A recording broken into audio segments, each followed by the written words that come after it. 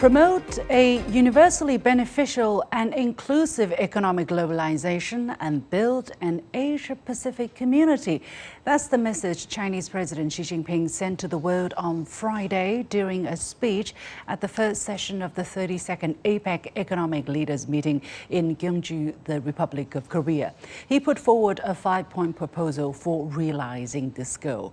What specifically did President Xi say, however, during the informal leaders meeting, and how will all this impact the region in Asia-Pacific and the wider global economy? Ladies and gentlemen, welcome to The Point, an opinion show coming to you live from Beijing. I'm Liu Xin. I'm pleased to be joined from Shanghai by Susan Thornton, Senior Fellow of Yale Law School Poltsai China Center and former U.S. Assistant Secretary of State for East Asia and Pacific Affairs, and from Hong Kong, Special Administrative Region Professor Li Cheng, Founding Director of the Center on Contemporary China and the World at the University of Hong Kong. The warmest welcome to both of you, and thank you very much for joining us. As I said, on Friday morning, President Xi Jinping gave this very important speech at the APEC Informal Leaders Meeting. And in order to achieve what he said, which is building a universally beneficial and inclusive economic globalization and building an Asia-Pacific community, he made 5 proposals, for instance, to make joint efforts to safeguard the multilateral trading system, to build an open regional economic environment, to maintain the stability and smooth flow of industrial and supply chains, to promote digitalization and greening of trade, as well as to promote universally beneficial and inclusive development. Let me go to Susan first. From what you just heard, how timely and relevant are his words? Well, I think we see the APEC countries meeting in Korea this year at a very pivotal point in sort of the development, not just of international trade, but of globalization generally. Of course, we know there's been a kind of a backlash against globalization, with a lot of countries moving to try to indigenize production and supply chains. And so I think it's an important time for this group to be meeting and trying to figure out how to think about the changes that have come in the international trading system and where we should be going. I'm certainly myself a fan of trying to make trade more open. I think openness and trying to promote development in the region and around the world is job number 1 for all countries, especially major countries like the US and China. So I think it's an important time for countries to be getting together and talking about this. And without knowing exactly what President Xi is proposing in some of those proposals, I think, a lot of those things are things that have been talked about at APEC for many years. We'll walk our audience through just a little bit, because this is very fresh from the oven, if I may say it this way. Let me turn to Professor Li. In President Xi's speech, he said, the rougher the seas, the more we must pull together. How much does that resonate with the other regional leaders who are meeting in ROK? I think it will resonate very well with the countries in the region, APEC countries, but also the international community. In my view, President Xi touches the right buttons, whether it be multilateralism, open trade, digital development, sustainability or green development, and the last, the inclusive growth that come very, very strongly. I think that particularly from China, there are a lot of countries concerned about the industrial policy in China. And I think that Xi Jinping make it very clear that the inclusive growth and cooperation, especially again, talk about multilateralism, open trade, and sustainability. This is certainly the right issues. I think that not only this meeting, but other meetings, international meetings and UN, people emphasize that. But this is in a very critical moment. As Susan just said rightly, there's a very strong anti-globalization trend in some corners of the world. Maybe in every country there's some component, but at least as China is the second largest economy and will be the host of the APEC meeting in the next year, made it very clear China committed to these common goals. It's very much noted when President Xi talked about supply chain. He used this metaphor, which I'm going to quote here. He said, we must adhere to the principle of joining hands rather than letting go. We must extend rather than break supply chain. And he also urged trade partners to actively seek more points of convergence of interest and support the opening up and development of supply chains. Susan, how do you look at this message that President Xi, what exactly is he proposing? Well, I think it is very important to look at the supply chains and how can we achieve a convergence, because right now we do see the breaking of supply chains from many fronts, right? We've seen the tit for tat kind of escalation between the US and China in the trade war, and we've seen other countries also getting involved in trying to shore up domestic supply chains versus relying on the complex supply chains that have evolved over the recent decades. I would certainly be a huge fan of trying to find a way to bring countries more into convergence around sort of supply chains, rules for trading, and more kind of fair and equal distribution of supply chain involvement. And I think that's what's going to be needed if we're going to keep open trade and globalization on the track going forward and not going backwards, which I think is what countries should hope for, including China and the United States. That's the way that we're all going to continue to. And this is a phrase I've heard Xi Jinping use in the past, let all boats rise together. And I think that's really what's at issue here. If we're not careful, we will see all the boats going down together. Yeah, he very much liked to use this metaphor, this big sea.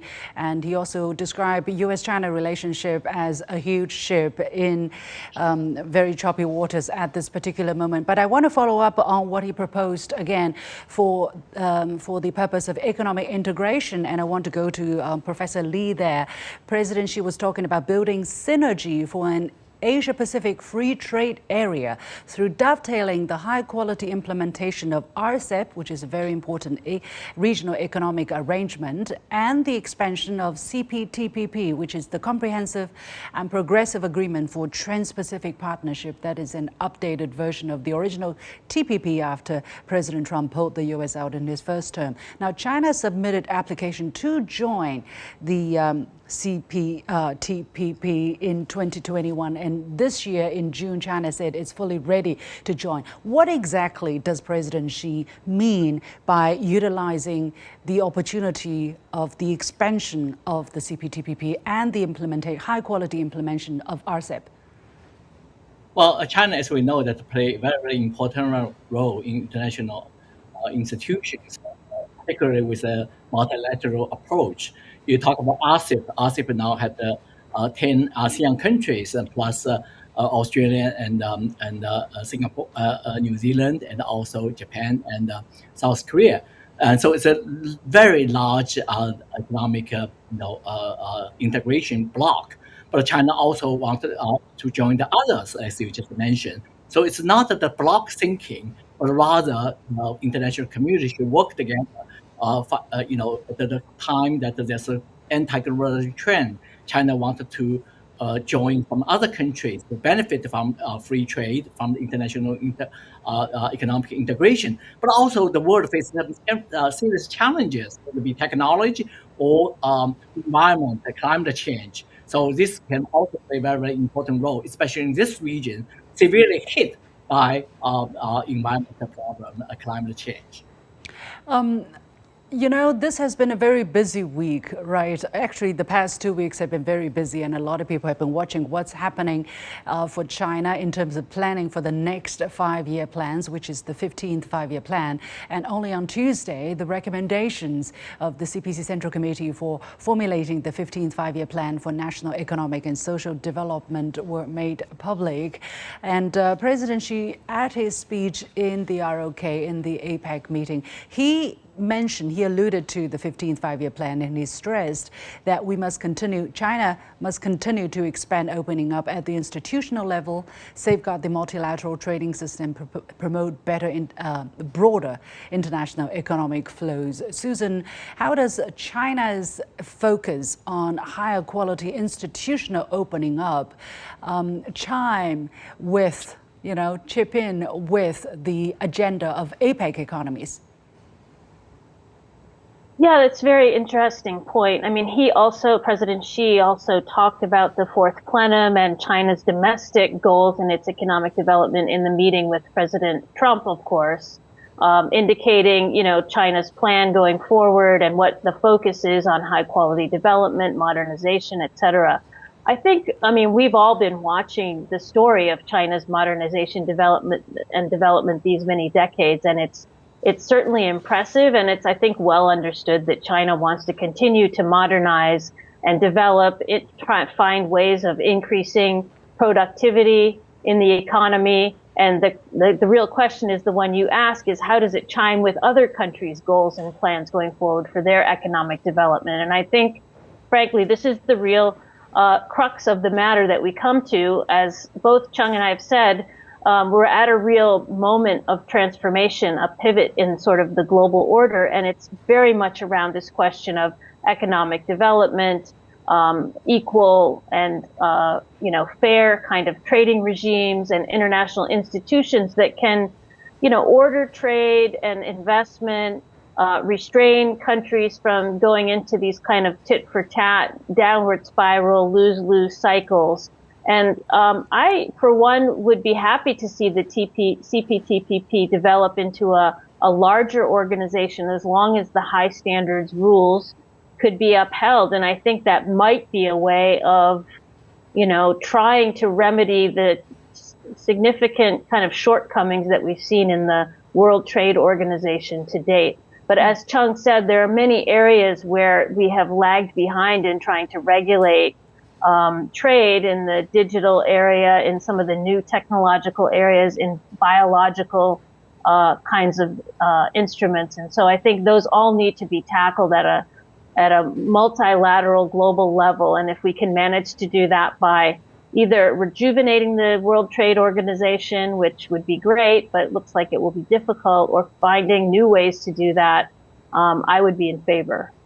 Well, very interesting point, Susan, you made just there, because actually the number one proposal the Chinese president made to his APEC colleagues is about upholding the multilateral trading regime, the multilateral international order. And he specifically talked about the reform of the World Trade Organization must stay on the right track. And he also talked about that the rules of international trade must evolve with the times to better represent the interests of developing countries as they continue on the path of development. Professor Lee, despite all the talks, all the frustrating reality that the World Trade Organization has been at a paralysis, why is China so committed to make this thing work? Why does China want to get everybody moving towards the goal of revitalizing the World Trade Organization, despite all the obstacles? Well, first of all, China certainly benefits from the globalization. And look at the reform era, the past 40 years, China emerged as the second largest economy in the world. So Chinese public opinion are far more positive about that. But one thing, when you talk about the fourth platinum, one thing come out very strongly: Chinese government emphasize domestic consumption. This is very much in line with the international community. You look at the United States, the Treasury Secretary asked China to emphasize on domestic consumption. And the European country, ASEAN countries also hope that China will stimulate domestic consumption. But domestic consumption actually emerged as a central theme of the fourth platinum for the next 5 years. So this is what Susan and your program emphasized, the converging points. I think this will resonate very well, even with the United States. Also hope that China will domestically spend more. This will be contribute to the global economy. So we do see some kind of, not everything is a conflict or zero-sum game. We see the common ground and common interest and the converging points. So this is, again, how fourth president related with this conference, related with the summit that two presidents achieved. Well, right now it seems that the color of the world turned slightly brighter. I'm also wearing a bright pink today because it seems there are some reason for celebration, obviously coming from the events that have been happening in the ROK. Susan, without going into much details, because we do not know how things are going to unfold, but from the messages, from the events that we've seen in the ROK, what signals are you reading that are you getting a slight sense of hope that things can work out? It doesn't have to be that bad. Oh, absolutely. I think that the meeting between President Trump and President Xi sent a very strong signal of kind of positive momentum and also a kind of a confidence that we can manage the ups and downs in this relationship as long as our two leaders can come together and can talk through things, that a lot of things can be managed and we don't have to get to the point of conflict, which I think is concerning an awful lot of people. So I took that signal very strongly away from the summit. And, you know, the leaders of the two countries have not been talking as often in the recent years as they had in the past. I think that showed that the absence of communication can lead to this kind of downward spiral in and of itself. So the fact that the two have pledged not only to meet this time, but they have a series of meetings now set up throughout the next year, that is, to me, maybe the strongest outcome from the meeting. Of course, there were a lot of other things agreed, and we don't have too many details, and it looks like we'll have at least a year of kind of stabilization to talk through some of these things, which is also very good. But for me, the strongest thing is the signal coming out from the two leaders meeting and the positive things both have said about the meeting. I have been told that we can cross over to Professor Bert Hoffman, who is joining us on the line. He is professor at the East Asian Institute at the National University, Singapore. Professor Hoffman, good to have you on the show. I would like to know your read on the signals coming out of APEC. What are you reading? For instance, the 5-point proposal that the Chinese president has made to the community about building a universal and inclusive economic globalization. What are you reading? What stayed with you?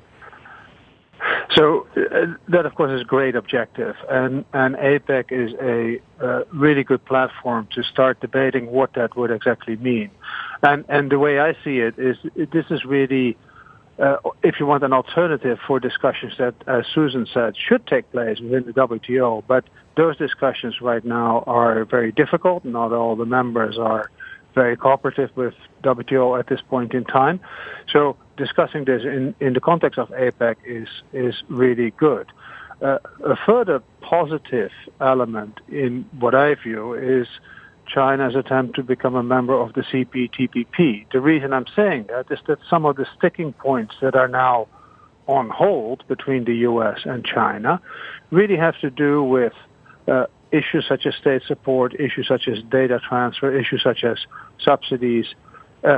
If China were to become a member of the CPTPP, those issues would have to be dealt with. So it's a very positive step that China is attempting to enter this more sophisticated trade arrangement, and that can then become a model for, say, the rest of Asia first, and maybe the world. The rest of Asia, I mean, especially all the RCEP members, which is broader than the CPTPP members. So this step towards APEC, I think, is a very good step, and it will help resolve some of these big issues that are currently prevailing in the world economy. Yeah, Professor Lee, let me turn to you. Let's talk a little bit more about the CPTPP.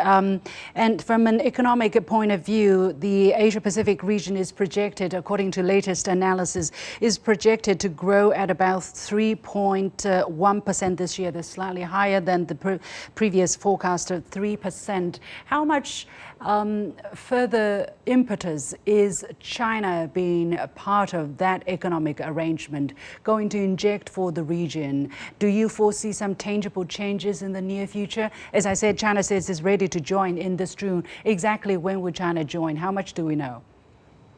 Well, whether it be ASEAN country or China, their growth rate is much higher than the 3%. I think this will continue, but the decision in China just announced is very much in line with Li Qiang previous talk in the UN. Also, commitment that moving away from the developing country to take more responsibility. I think China can contribute greatly. But as Bird said, that this is indicate China will make a commitment to promote the domestic reform and also make sure that China will be more open, more inclusive, and more cooperative with the outside world. This is very, very important. But also, I want to echo what Susan said in terms of the summit. I think it's very, very important.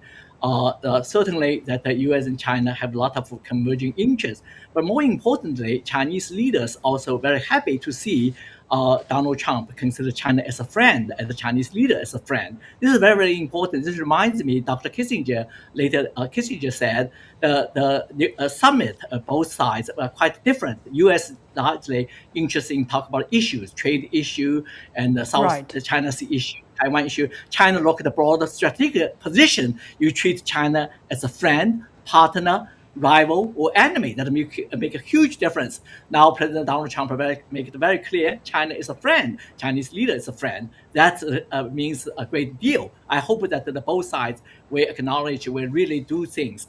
But also, one important thing is both countries should clear up their domestic issues because there's some common challenges.